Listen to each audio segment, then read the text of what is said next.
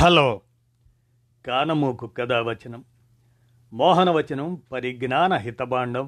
శ్రోతలకు ఆహ్వానం, నమస్కారం. చదవదగునెవరు రాసిన తదుపరి చదివిన వెంటనే మరొక పలువురికి వినిపింపబూనినా అది ఏ పరిజ్ఞాన హితబాండమౌపో మహిళ మోహనవచనమై విరాజిల్లు.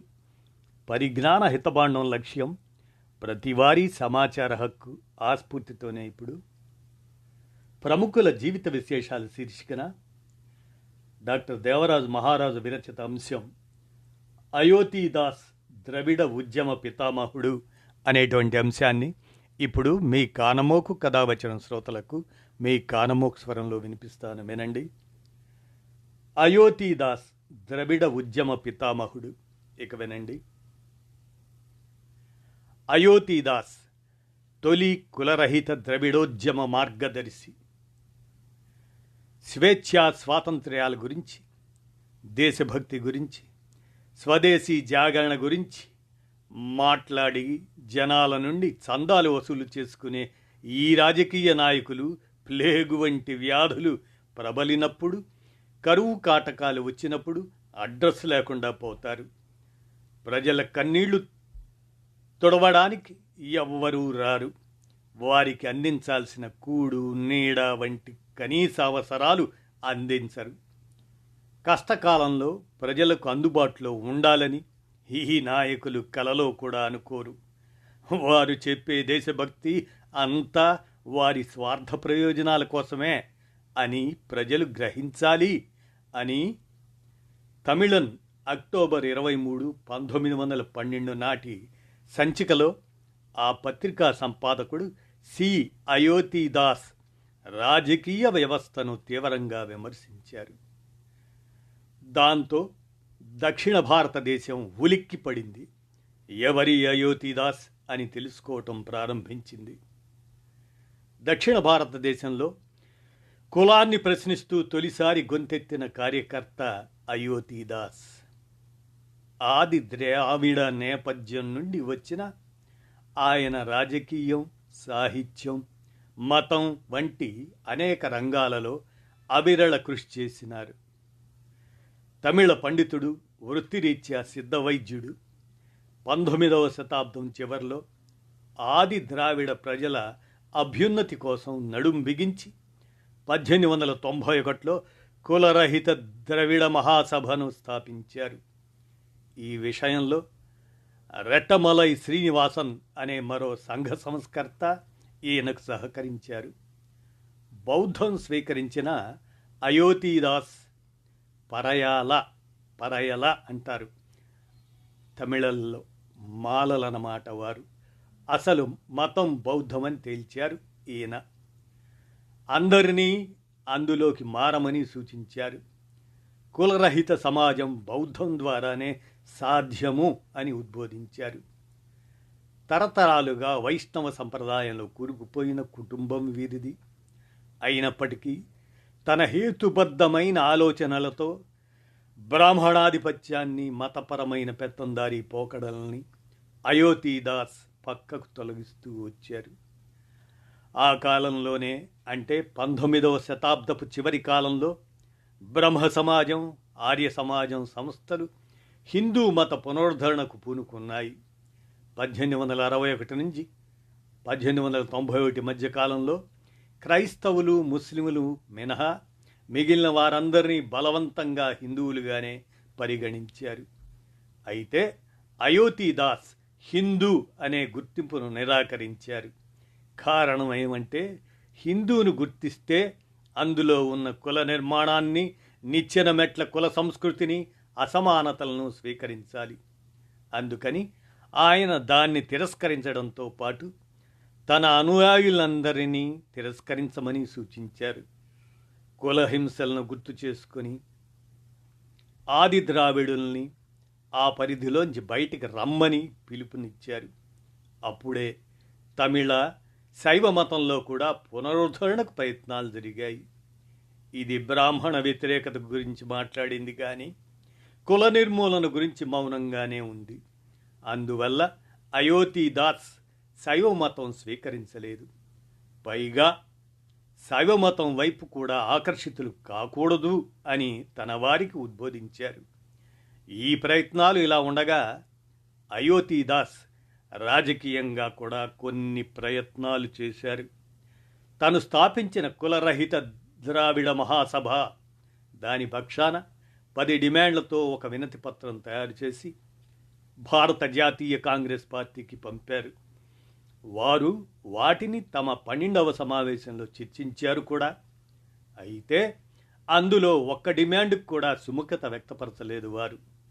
ఆ డిమాండ్లలో ఉచిత విద్య, బంజరు భూముల కేటాయింపు, పరయల మాలల ఆలయ ప్రవేశం మొదలైనవి ఉన్నాయి. ఆలయ ప్రవేశం ఇక్కడ భక్తికి సంబంధించిన విషయం కాదు.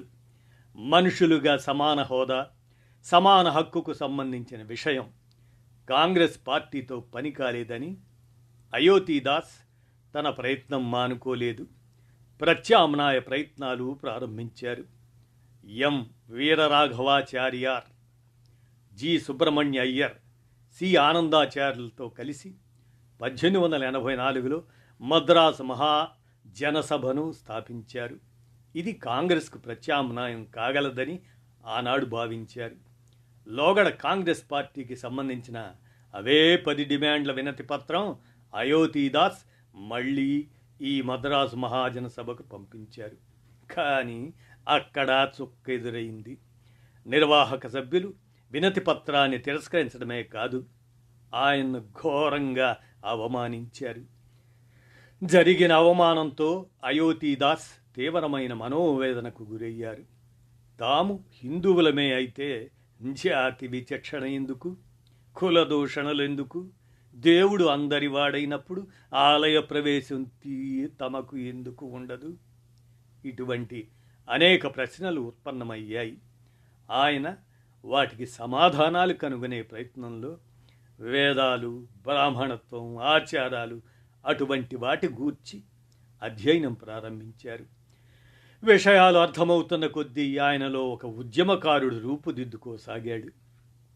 1870 దశకంలో తన 25 ఏళ్ల ప్రాయంలో తమిళనాడు నీలగిరి ప్రాంతంలోని తోడర్ అనే కొండజాతులను సమైక్యపరిచి 1875లో అద్వైతానంద సభకు రూపకల్పన చేశారు.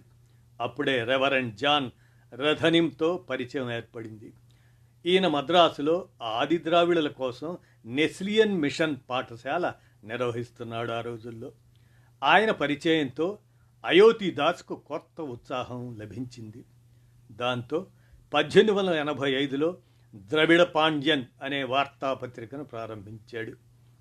ఎప్పటి నుంచో చేస్తూ వచ్చిన అధ్యయనాల కారణంగా 1 సంవత్సరం తరువాత 1886లో ఆది ద్రావిడులు హిందువులు కారు అని భారతదేశ చరిత్రలోనే ఒక విప్లవాత్మకమైన ప్రకటన చేశారు.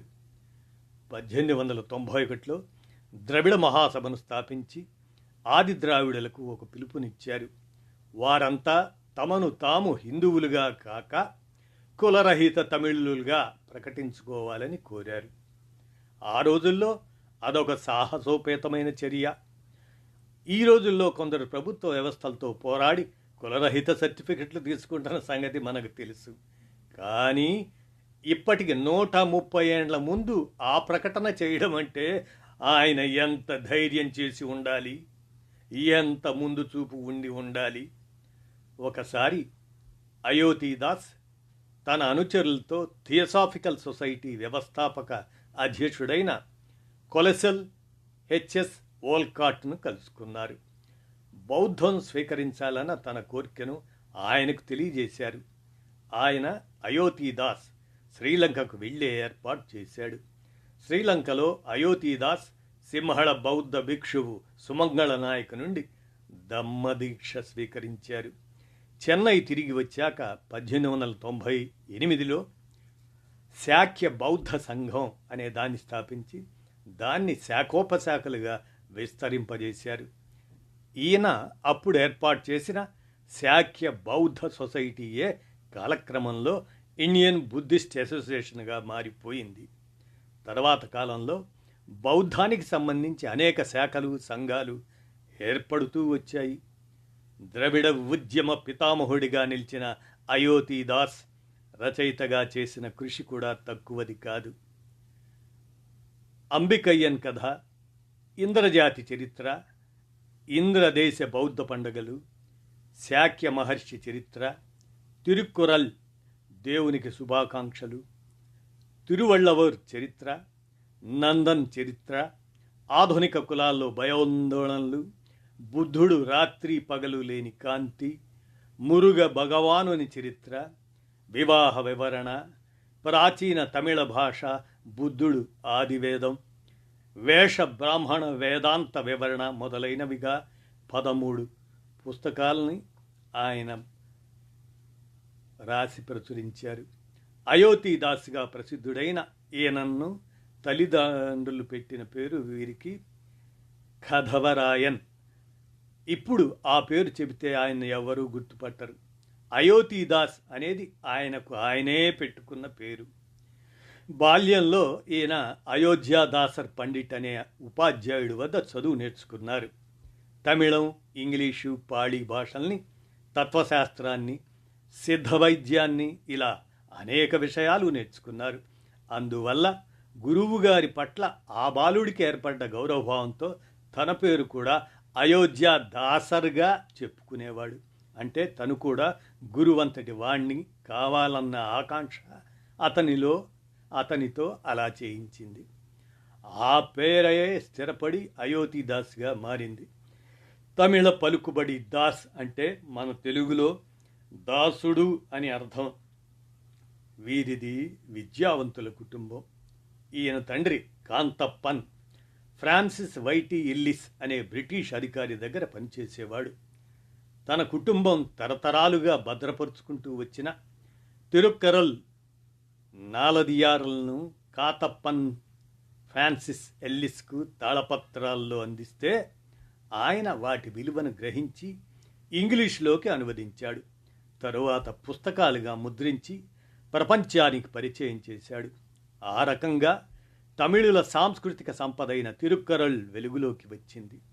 ఈ విషయం తెలుసుకుంటూ ఉంటే మన తెలుగు కవి వేమన పద్యాలను సేకరించి ఇంగ్లీష్లోకి అనువదించి ప్రపంచానికి పరిచయం చేసిన మన చార్లెస్ ఫిలిప్ బ్రౌన్ 1790 నుంచి 1884 వరకు జీవించిన ఆయన గుర్తు చేస్తుంది. అయోతీదాస్ మే 20, 1845న రోయపెట్ట, మద్రాసులో జన్మించారు. మళ్ళీ అదే మే నెల 5వ తేదీన 1914లో తన 69వ ఏట కన్నుమూశారు. తండ్రి ఉద్యోగం కారణంగా వీరి కుటుంబం నీలగిరికి వలస వెళ్ళింది. ఒక రకంగా పెరియార్, ద్రవిడ కచకం, బిఆర్ అంబేద్కర్లకు ఈయనే స్ఫూర్తి ప్రదాత. ఈయన మరణించిన చాలా కాలానికి ఆయుర్వేదం, యునానీ వంటి వైద్య విధానాలతో పాటు సిద్ధ మెడిసిన్ను కూడా ఇండియన్ మెడికల్ కౌన్సిల్ గుర్తించింది. నేషనల్ ఇన్స్టిట్యూట్ ఆఫ్ సిద్ధ, దాన్ని మాజీ భారత ప్రధాని డాక్టర్ మన్మోహన్ సింగ్ ప్రారంభించారు. చాలా కాలం అయోతీదాస్ పేరు మరుగున పడిపోయింది. అయితే తన దళిత సాహిత్య అకాడమీ పక్షాన ఇజిల్ మలై, గతంలో కేంద్ర ఆరోగ్య శాఖ మంత్రిగా పనిచేసిన ఆయన అయోతీదాస్ రచనల్ని మళ్లీ వెలుగులోకి తెచ్చారు. కేంద్ర మంత్రిగా పనిచేసిన అంబుమణి రామదాస్ ఆయన చొరవతో కూడా అయోతీదాస్ జీవనం, కృషి ఈ తరానికి పరిచయం అయ్యాయి అంటూ సుప్రసిద్ధ సాహితీవేత్త, విశ్రాంత ప్రొఫెసర్ డాక్టర్ దేవరాజ్ మహారాజు గారు అందించినటువంటి ఈ అంశం అయోతీదాస్ ద్రవిడ ఉద్యమ పితామహుడు అనేటువంటి అంశాన్ని మీ కానమోకు కథావచన శ్రోతలకు ప్రముఖుల జీవిత విశేషాలు శీర్షికన వినిపించాను. విన్నారుగా, ధన్యవాదాలు.